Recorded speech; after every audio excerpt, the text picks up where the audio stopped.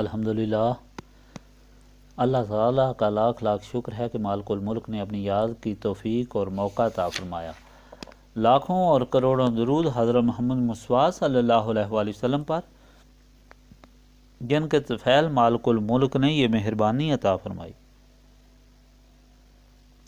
سامعین کرام، اللہ تعالیٰ نے قرآن پاک میں ارشاد فرمایا، اعوذ باللہ من الشیطان الرجیم، بسم اللہ الرحمن الرحیم۔ وَلَقَدْ جَعَلْنَا فِي السَّمَاءِ بُرُوجًا وَزَيَّنَّاهَا لِلنَّاظِرِينَ وَحَفِظْنَاهَا مِنْ كُلِّ شَيْطَانٍ رَجِيمٍ إِلَّا مَنِ اسْتَرَقَ السَّمْعَ فَأَتْبَعَهُ شِهَابٌ مُبِينٌ وَالْأَرْضَ مَدَدْنَاهَا وَأَلْقَيْنَا فِيهَا رَوَاسِيَ وَأَنبَتْنَا فِيهَا مِنْ كُلِّ شَيْءٍ مَوْزُونٍ وَجَعَلْنَا لَكُمْ فِيهَا مَعَايِشَ وَمَنْ لَسْتُمْ لَهُ بِرَازِقِينَ وَإِن مِّن شَيْءٍ إِلَّا عِندَنَا خَزَائِنُهُ وَمَا نُنَزِّلُهُ إِلَّا بِقَدَرٍ مَّعْلُومٍ وَأَرْسَلْنَا الرِّيَاحَ لَوَاقِحَ فَأَنزَلْنَا مِنَ السَّمَاءِ مَاءً فَأَسْقَيْنَاكُمُوهُ وَمَا أَنْتُمْ لَهُ بِخَازِنِينَ وَإِنَّا لَنَحْنُ نُحْيِي وَنُمِيتُ وَنَحْنُ الْوَارِثُونَ وَلَقَدْ عَلِمْنَا الْمُسْتَقْدِمِينَ مِنْكُمْ وَلَقَدْ عَلِمْنَا الْمُسْتَأْخِرِينَ وَإِنَّ رَبَّكَ هُوَ يَحْشُرُهُمْ إِنَّهُ حَكِيمٌ عَلِيمٌ وَلَقَدْ خَلَقْنَا الْإِنسَانَ مِنْ صَلْصَالٍ مِنْ حَمَاءٍ مَسْنُونٍ وَالْجَنَّةَ خَلَقْنَاهُ مِنْ قَبْلُ مِنْ نَارِ السَّمُومِ وَإِذْ قَالَ رَبُّكَ لِلْمَلَائِكَةِ إِنِّي خَالِقٌ بَشَرًا مِنْ صَلْصَالٍ مِنْ حَمَاءٍ مَسْنُونٍ فَإِذَا سَوَيْتُهُ وَنَفَخْتُ فِيهِ مِنْ رُوحِي فَقَعُوا لَهُ سَاجِدِينَ فَسَجَدَ الْمَلَائِكَةُ كُلُّهُمْ أَجْمَعُونَ إِلَّا إِبْلِيسَ أَبَىٰ أَنْ يَكُونَ مَعَ السَّاجِدِينَ قَالَ يَا إِبْلِيسُ مَا لَكَ أَلَّا تَكُونَ مَعَ السَّاجِدِينَ قَالَ لَمْ أَكُنْ لِأَسْجُدَ لِبَشَرٍ خَلَقْتَهُ مِنْ صَلْصَالٍ مِنْ حَمَاءٍ مَسْنُونٍ قَالَ فَاخْرُجْ مِنْهَا فَإِنَّكَ رَجِيمٌ وَإِنَّ عَلَيْكَ اللَّعْنَةَ إِلَى يَوْمِ الدِّينِ قَالَ رَبِّ فَأَنظِرْنِي إِلَى يَوْمِ يُبْعَثُونَ قَالَ فَإِنَّكَ مِنَ الْمُنظَرِينَ إِلَى يَوْمِ الْوَقْتِ الْمَعْلُومِ قَالَ رَبِّ بِمَا أَغْوَيْتَنِي لَأُزَيِّنَنَّ لَهُمْ فِي الْأَرْضِ وَلَأُغْوِيَنَّهُمْ أَجْمَعِينَ إِلَّا عِبَادَكَ مِنْهُمُ الْمُخْلَصِينَ قَالَ هَذَا صِرَاطٌ عَلَيَّ مُسْتَقِيمٌ إِنَّ عِبَادِي لَيْسَ لَكَ عَلَيْهِمْ سُلْطَانٌ إِلَّا مَنِ اتَّبَعَكَ مِنَ الْغَاوِينَ اور بے شک ہم نے آسمان میں برج بنائے ہیں اور ہم نے آراستہ کیا ہے اس آسمان کو دیکھنے والوں کے لیے، اور ہم نے اسے محفوظ کر دیا ہر شیطان سے جو راندہ ہوا ہے، بجز اس کے جو وہ چوری چھپے سن لے تو تعاقب کرتا ہے اس کا ایک روشن شعلہ، اور زمین کو ہم نے پھیلا دیا اور گاڑ دیے اس میں محکم پہاڑ، اور اگا دیں ہم نے اس میں ہر قسم کی چیزیں ایک اندازے کے مطابق، اور ہم نے بنا دیے تمہارے لیے بھی اس میں رزق کے سامان، اور ان کے لیے بھی جن کو تم روزی دینے والے نہیں ہو، اور نہیں کوئی چیز مگر ہمارے پاس اس کے خزائن ہیں، اور ہم نہیں اتارتے مگر ایک اندازے کے مطابق، پس بھیجتے ہیں ہم ہواؤں کو بوجھدار بنا کر، پھر اتارتے ہیں ہم آسمان سے پانی، پھر پلاتے ہیں ہم تمہیں اسی پانی کو، اور تم اس کا ذخیرہ کرنے والے نہیں ہو، اور بے شک ہم ہی زندہ کرتے ہیں اور ہم ہی مارتے ہیں، اور ہم وارث ہیں، اور ہم جانتے ہیں ان کو بھی جو پہلے گزر چکے ہیں تم میں سے، یقیناً ہم جانتے ہیں بعد میں آنے والوں کو بھی، اور بے شک آپ کا پروردگار ان کو جمع کرے گا، اور وہ بڑا دانا اور سب کچھ جاننے والا ہے۔ اور بلا شبہ ہم نے پیدا کیا انسان کو کھنکھناتی ہوئی مٹی سے جو پہلے بدبودار گارا تھی، اور جنوں کو پیدا کیا ہم نے آگ سے جس میں دھواں نہیں۔ اور یاد کرو جب آپ صلی اللہ علیہ وآلہ وسلم کے رب نے کہا تھا فرشتوں کو کہ میں پیدا کرنے والا ہوں بشر کو کھنکھناتی مٹی سے جو پہلے بدبودار اور سیاہ گارا تھی، اور جب میں اسے درست کروں اور اس میں پھونک دوں خاص روح اپنی طرف سے تو گر جانا اس کے سامنے سجدہ کرتے ہوئے، پس سر بسجود ہو گئے سارے فرشتے سوائے ابلیس کے۔ اس نے انکار کیا اس بات سے کہ وہ سجدہ کرنے والوں کے ساتھ۔ اسے اللہ تعالیٰ نے پوچھا کہ کیا وجہ ہے کہ تو نے سجدہ کرنے والوں کا ساتھ نہیں دیا؟ وہ کہنے لگا، میں گوارا نہیں کرتا کہ سجدہ کروں اسے جس کو تو نے پیدا کیا ہے بجتی مٹی سے،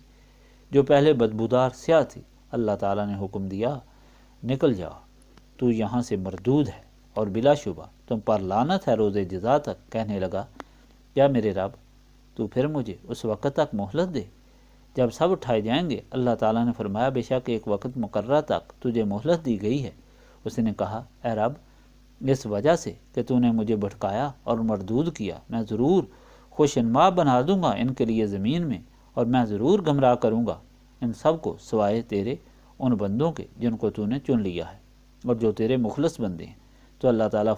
نے فرمایا، یہ سیدھا راستہ ہے، میری طرف آتا ہے، بے شک میرے بندوں پر تیرا کوئی بس نہیں چلتا مگر وہ جو تیری پیروی کریں گے گمراہوں میں سے۔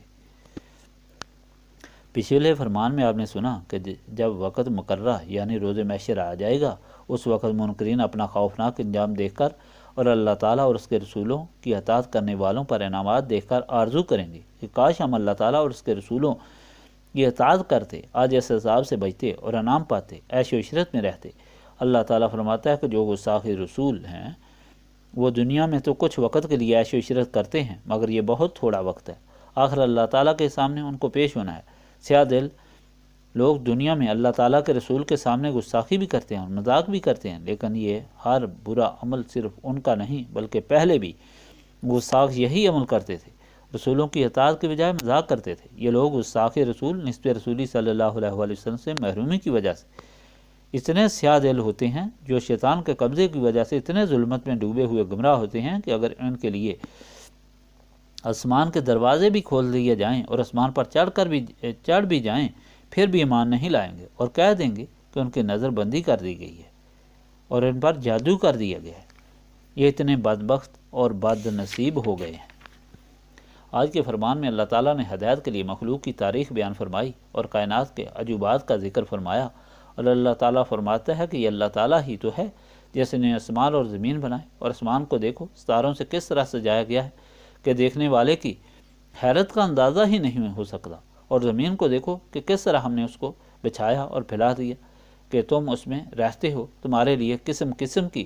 خوراک اس سے نکلتی ہے، تمہارے لیے ہوائیں بنائیں جو بادلوں کو اٹھاتی ہیں اور بارش برستی ہے جس سے تمہارے لیے خوراک پیدا ہوتی ہے جس کو تم کھاتے ہو اور پانی پیتے ہو۔ پھر اللہ تعالیٰ تاریخ بتا رہا ہے کہ اللہ تعالیٰ نے جب انسان کو پیدا کرنے کا ارادہ فرمایا تو فرشتوں کو حکم دیا کہ آدم بنانا چاہتا ہوں جس کا ماخذ سیاہ بدبودار کیچڑ ہوگا، پھر اسے کھنکھناتی مٹی میں تبدیل کر دیا جائے گا، پھر اسے آدم کا بت بنایا جائے گا اور اس میں روح اپنے حکم سے پھونکوں گا تو وہ انسان بنے گا۔ جب وہ تیار ہو جائے تو تم سب اس کے سامنے سجدے میں گر جانا۔ چانچہ ایسا ہی ہوا، سارے فرشتے سجدے میں گر گئے،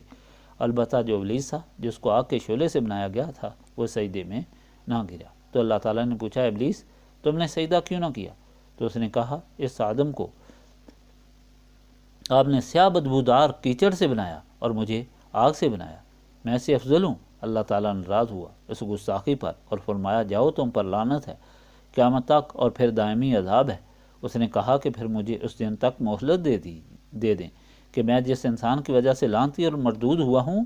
انہیں بھی اپنے ساتھ جہنم میں لے جاؤں سوائے تیرے خاص بندوں کے۔ اللہ تعالیٰ نے فرمایا، جا تم کو مہلت ہے، تم لگا لو اپنا زور، اور تم اللہ تعالیٰ کے بندوں کو گمراہ نہیں کر سکو گے جو میرے سیدھے راستے پر چل کر میرے ساتھ ملیں گے اور میری جنت کے وارث ہوں گے۔ تم اور تمہارے پیروکار جہنم کا ایندھن بنیں گے۔ سامعین کرام، اللہ تعالیٰ کے فرمان کو وہ نہیں مانتے جو نسبت رسولی صلی اللہ علیہ وآلہ وسلم کا انکار کرتے ہیں، اور نسبت رسولی صلی اللہ علیہ وآلہ وسلم سے انکار ہی کی وجہ سے شیطان مردود ہوا، اور وہ شیطان بدلہ لینے کے لیے انسان کو نسبت رسولی صلی اللہ علیہ وآلہ وسلم سے محروم کرنے کا زور لگا رہا ہے، کیونکہ نسبت رسولی صلی اللہ علیہ وآلہ وسلم سے دل و دماغ روشن ہوتے ہیں اور وہ شیطان کے داؤ پیچ میں نہیں آتے، وہ اللہ تعالیٰ اور رسول پاک صلی اللہ علیہ وآلہ وسلم کی اطاعت میں صراط مستقیم پر قائم رہتے ہیں۔ اللہم صلی علی سیدنا محمد وعلی آلہ وصحبہ صلاۃ تکون لنا امان من کل خوف۔ لا الہ الا انت سبحانک انی کنت من الظالمین۔ ربنا آتنا فی الدنیا حسنۃ وفی الآخرۃ حسنۃ وقنا عذاب النار۔ ربنا لا تزغ قلوبنا بعد إذ هديتنا وهب لنا من لدنك رحمة إنك أنت الوهاب۔ أنت ولي في الدنيا والآخرة توفني مسلما والحقني بالصالحين۔ اللهم إنك عفو تحب العفو فاعف عني يا غفور يا غفور يا غفور۔ استغفر الله العظيم الذي لا إله إلا هو الحي القيوم وأتوب إليه۔ ربنا تقبل منا إنك أنت السميع العليم وتب علينا إنك أنت التواب الرحيم۔ سبحانك ربك رب العزة عما يصفون وسلام على المرسلين والحمد لله رب العالمين۔